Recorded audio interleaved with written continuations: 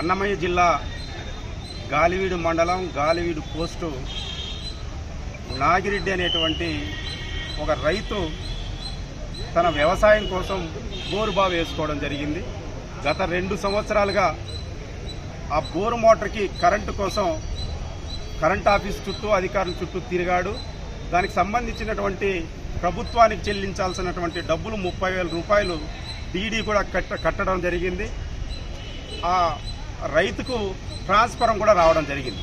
కానీ ట్రాన్స్ఫరం వచ్చిన తర్వాత గ్రామాల్లో ఉన్నటువంటి రాజకీయ కక్షలు రాజకీయాలు చోటు చేసుకోవడం వల్ల ఇవాళ ఏడాది నుంచి వచ్చిన ట్రాన్స్ఫరాన్ని రైతుకు ఫిట్ చేయడంలో ట్రాన్స్కో అధికారులు పూర్తిగా వైఫల్యం చెందారు. డిఈ గారు చాలా స్పష్టంగా చెప్తున్నారు, మీరు ఆ ప్రాంతంలో ఉన్నటువంటి ఆ పంచాయతీ సర్పంచ్ని అప్రూవల్ తీసుకురండి, మేము ఫిట్ చేస్తామని చెప్తున్నారు.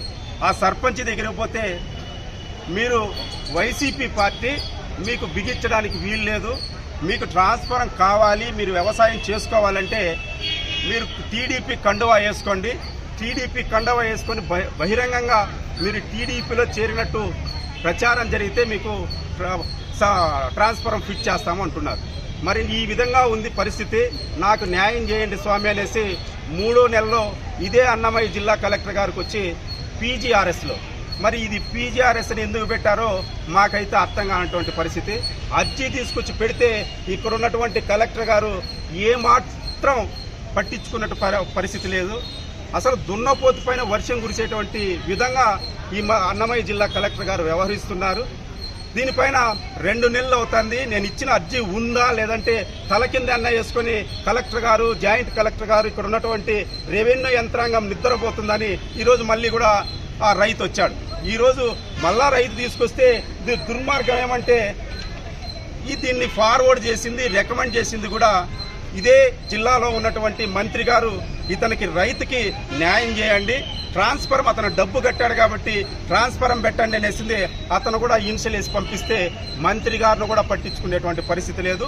స్థానికంగా ఉన్నటువంటి టీడీపీ నాయకులు ఏం చెప్తే అదే జరగాలి, లేదంటే టీడీపీ కూటమిలో ఉన్నటువంటి నాయకులు వాళ్ళకు సంబంధించినటువంటి ఓటర్లు మాత్రమే ఈ రాష్ట్రంలో ఉండాలి. మిగతా ఏ పార్టీకి చెందినటువంటి రైతైనా కూలీ అయినా వీళ్ళు నివసించడానికి అర్హత లేదనేటువంటి విధంగా వ్యవహరిస్తున్నారు. మేము కలెక్టర్ గారిని అడిగేదేమంటే భారత కమ్యూనిస్టు పార్టీ సిపిఐగా మేము డిమాండ్ చేసేదేమంటే పీజీఆర్ఎస్ జరుగుతుంది. ఇక్కడ కలెక్టర్ ఆఫీస్కి అనేక సమస్యలతో రైతులు కానీ కార్మికులు కానీ లేదంటే రకరకాల ప్రజలు వాళ్ళ సమస్యల పైన వస్తే మరి అర్జీలు పెద్ద యంత్రాంగం పెట్టి అడావిడి చేస్తున్నారు. మీ అడావిడి వల్ల వెనకొచ్చేటువంటి అవుట్పుట్ 0 వస్తుంది.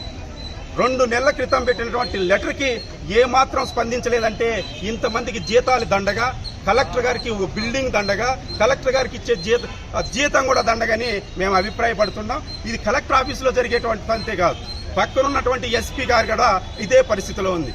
ఎస్పీ ఆఫీసుకు పోయి ఎవరైనా సమస్య ఉందని ఒక లెటర్ ఇచ్చుకుంటే దానిపైన కూడా పట్టించుకునేటువంటి పరిస్థితి లేదు. పోలీస్ యంత్రాంగం ఏమైపోయిందంటే ఏ పోలీస్ స్టేషన్కి పోతే కూడా డబ్బున్నోనికి మాత్రమే మాట్లాడతారు, పేదోళ్ళు వస్తే గేట్ కాపక్కే నెట్టేసేటువంటి పరిస్థితి ఈ జిల్లాలో నెలకొనింది. కాబట్టి మేము రాష్ట్ర ప్రభుత్వాన్ని కూడా డిమాండ్ చేసేదేమంటే మీరు ఏదో మంచి అభిప్రాయంతో పీజీఆర్ఎస్ అని పెట్టి ప్రజలకి న్యాయం చేయాలనేటువంటి అభిప్రాయంతో దీన్ని తీసుకొచ్చారు.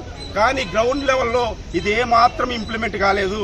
రైతులు మీకు ఇచ్చే అర్జీల కోసం ప్రతి సోమవారము మీ ఆఫీసుల చుట్టూ తిప్పడం తప్ప వాళ్ళ సమస్యల పరిష్కారం కాలేదని రాష్ట్ర ప్రభుత్వం గుర్తించాలి.